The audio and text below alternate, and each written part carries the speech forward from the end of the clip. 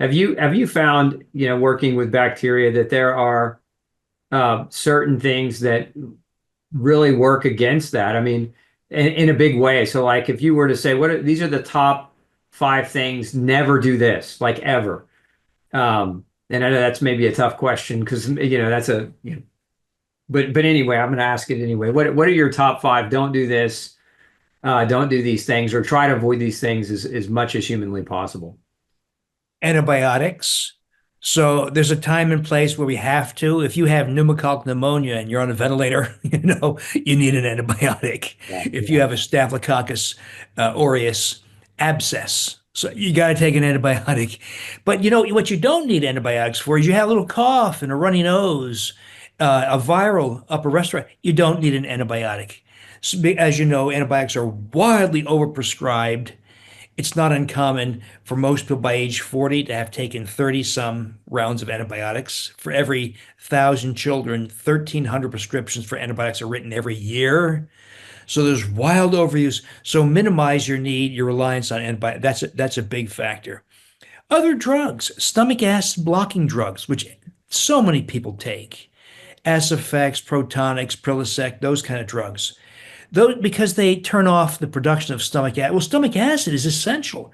They prevent oral microbes from colonizing your GI tract. They prevent fecal microbes from coming up from the colon. Well, without stomach acid, you're a sitting duck. And you're going to have a stomach, duodenum, and jejunum filled with oral and fecal microbes. So that's real important. Get off those stupid drugs. Likewise, nonsteroidal anti-inflammatory drugs, these are like ibuprofen, naproxen, Sulindac. Those likewise are massively disrupted and increase intestinal permeability, allowing bacterial breakdown products to enter the bloodstream. And in the food additives, one of the most harmful foods you can eat is ice cream. All crazy things because, not because the manufacturers are evil. They might be, but most of the time it's because they're just ignorant. And they don't want you to have the ice cream thaw and then you refreeze it. You know what happens, right? It turns into a ball of ice and solid. It's disgusting. So they add polysorbate 80, carboxymethylcellulose, carrageenan, xanthan gum, multiple ingredients to prevent separation of the ice cream. And yet that emulsifies your mucus barrier in your gastrointestinal tract. Another one is Miralax. That is the common prep.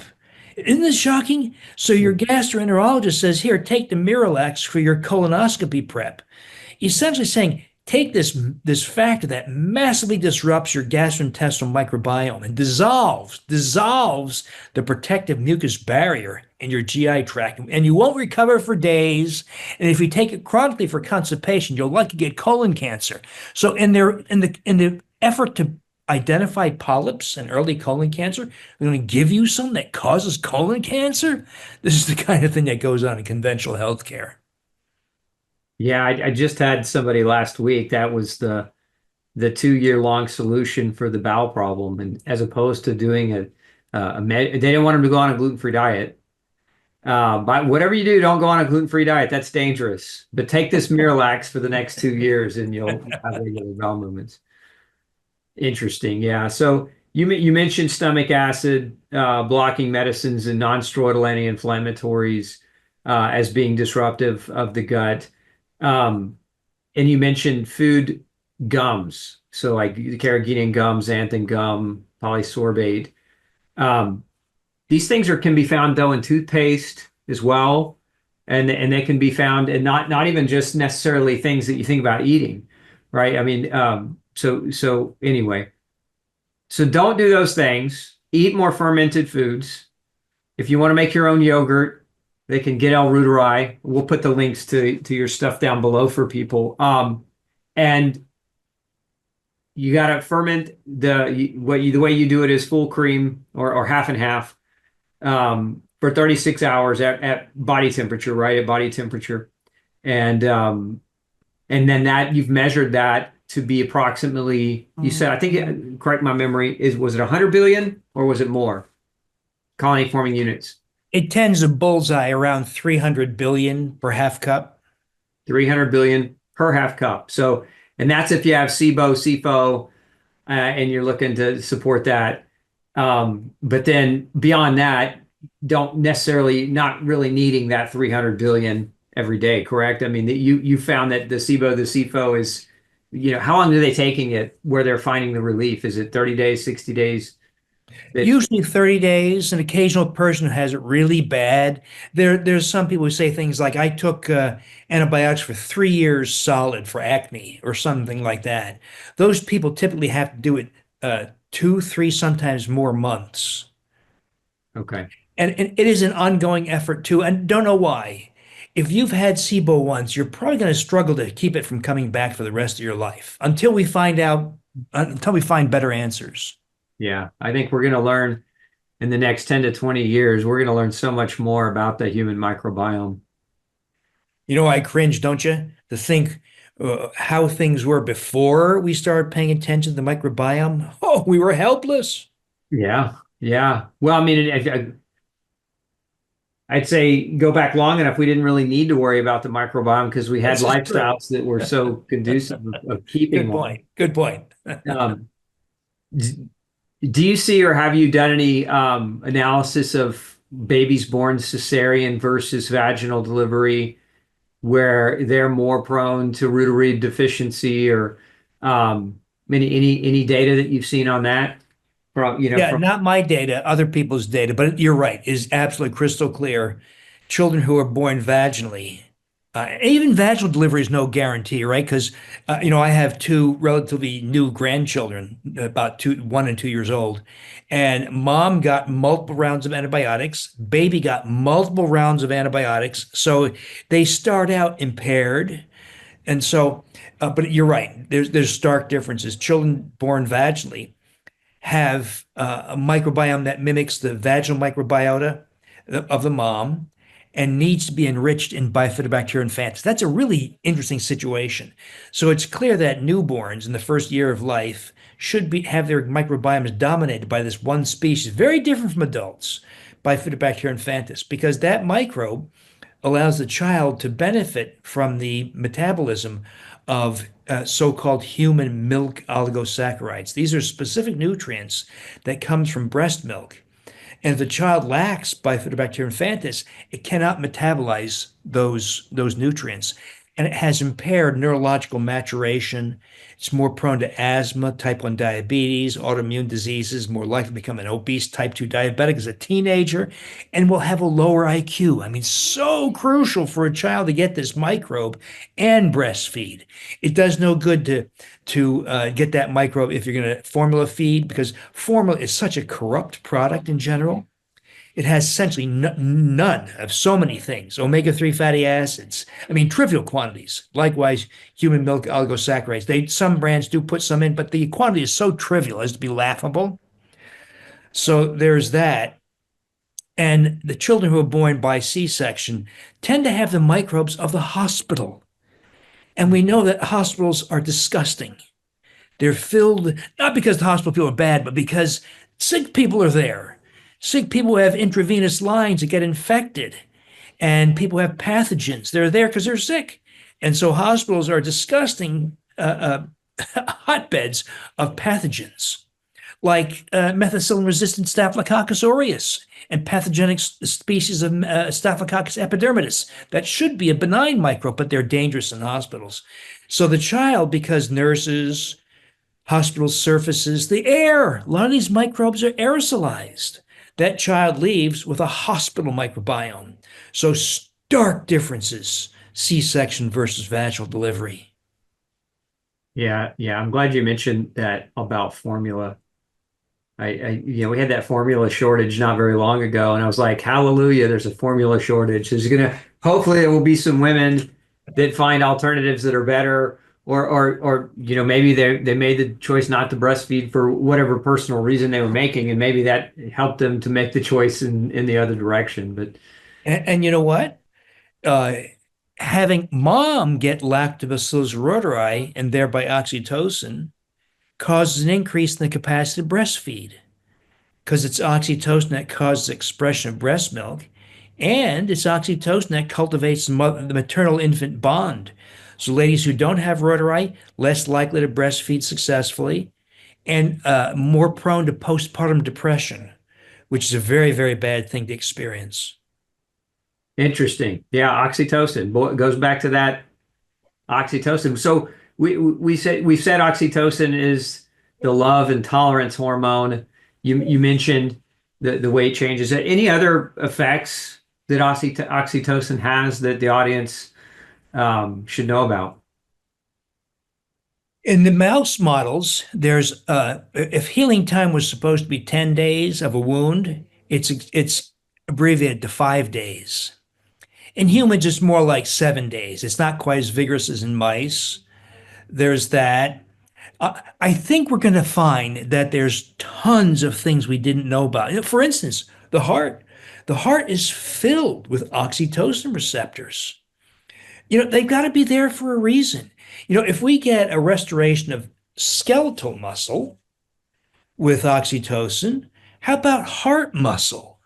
I've seen hints of that anecdotally, but no one's done the clinical trials yet to show that could Reuteri, thereby oxytocin, be a means of strengthening heart muscle, which, as you know, is a terrible area. It's filled with horrible devices and drugs that are only partially effective, like after a heart attack or have other diseases of heart muscle, like a cardiomyopathy. I think Reuteri oxytocin are going to prove to be very instrumental. I have a friend, for instance, this is pure anecdote, and healthy woman, and just went in for a routine EKG, and she had a new left bundle branch block, meaning a major short circuit in her heart. And it turned out she had an episode of myocarditis, a viral infection of her heart several months earlier that laid her up in bed. And so her heart muscle was dramatically impaired. So she had what's called a dilated cardiomyopathy. Her heart, rather than squeezing vigorously, does this. It doesn't squeeze properly. And that's a real dangerous situation. And she developed this conduction defect in her electrical system, the left bundle branch block. Those things don't go away. Well, she's put on multiple drugs, anticoagulants. They're talking about pacemakers and defibrillators. They were even talking about what's called a biventricular pacemaker, one on the left side, one on the right side to bring the heart back in synchrony. Because when you had that conduction defect, that bundle branch block, the heart doesn't contract. It's out of sync.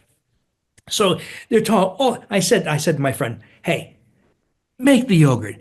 There's nothing to lose here. It's just stinking yogurt, right? Here, I gave her the micro. Here, make it. She makes it. She calls me like 2, 3 months later. She said, you know what? The left bundle branch block is gone. It reverted back, which never happens. I've never seen it ever happen before. And my ejection fraction, that's how a measure of the heart strength. Normally 55%, 60%. She was down to 30%, 25, 30%. It was back into the 50 plus range. Things are not supposed to happen, but it happened. That's one case. It proves nothing, but I think it's a hint that oxytocin could be one of the most major discoveries in heart health. Very interesting. Well, I mean, that's amazing. Anecdote is where research begins, right? I mean, it's the observation of astute physicians that say, hey, this is happening. Maybe some of you PhD guys ought to start taking a look at this.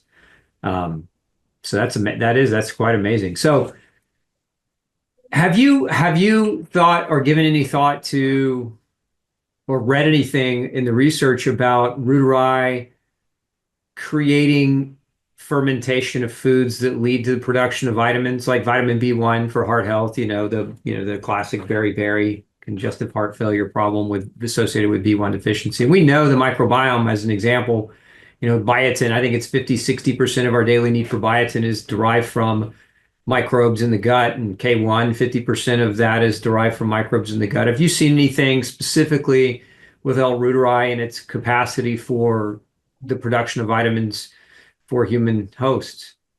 The only vitamin I'm aware of that is vigorously produced by Reuteri is B12.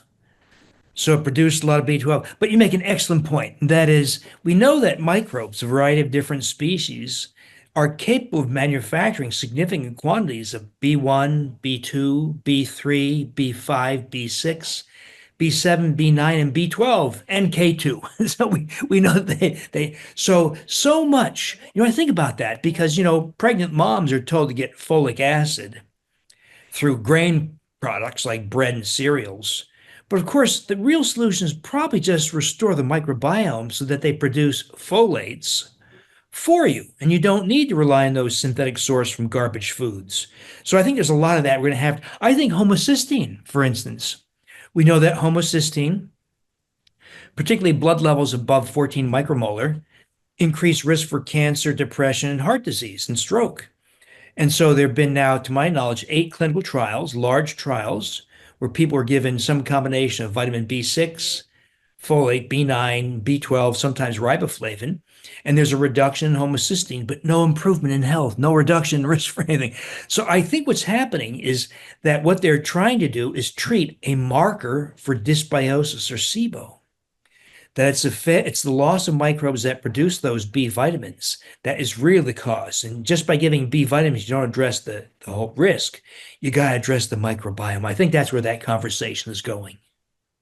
Yeah, I wish I had a time machine. I could jump ahead 10 or 15 years to see where it's at. Well, this has been an amazing conversation, enlightening. Are you working on anything new right now? You mentioned a foundation for research. Any new books in the chute? I have a book coming out in about a year. The publishers have been very, very slow, and I can't tell the title because we're having a very heated argument about what the title will be. So I should have it in a couple of months or so. But the tentative title, if I get my way, is Bulge. It sounds very offensive. I'm sorry, but it's about body shape and composition. Bulges like that. Yeah. So that I hope comes out is that not the silly title they're trying to get, but that Yeah, you got to play the game. Yeah. I wish you and I, yeah, you look younger than I am, but I wish I was 25 again because you know what? Just Reuteri and Oxytocin alone is a career's worth of investigation and work. There's so much here. There's other things, of course, but just working on Reuteri and Oxytocin, all its wonderful effects, this thing we've lost, is enough to occupy an entire career. Yeah, I agree. I mean, especially in today's world where I can remember, I mean, I'm 52. So when I was in grad school, you didn't have Google search. You had microfiche. If you wanted to dig into the literature, it was okay, you find that stuff. And then you climb the ladder in the library that blow the dust off the top of the book, and you pull out the maybe 20 journal copies are in this year's version of American Journal of Clinical Nutrition, and you pull that volume off the shelf and you run to the photocopier, and now we have so much research. It's accelerated at such a great pace. And as you said, I mean, just L-reuteri alone could be a career. It could be an entire lifetime study. But now we're expected, as doctors, we're expected to know that, and then we're expected to learn all these other things that are just escalating in knowledge at breakneck speed. I'm really thankful for artificial intelligence, for its research applications, for its ability to summarize and gather and collect data for us, so that because it's an overwhelming task, isn't it? Or it can be. I remember those days, dusting off those old journals. I remember that. Yeah, you're right. So much faster now. Yeah, for sure. So your book's coming out maybe next year, Bulge, if you get your way. Where can people find you now if they want to learn more about L-reuteri and what you're doing? So there's the products, My Reuteri or Gut to Glow. It falls under the oxyceutics.com, oxicutics.com. Also, my websites, williamdavismd.com is where my blog is housed, several thousand articles. I have a membership website. It's got the awful name of innercircle.drdavisinfinitehealth.com, where people who want more engagement, want to participate in this.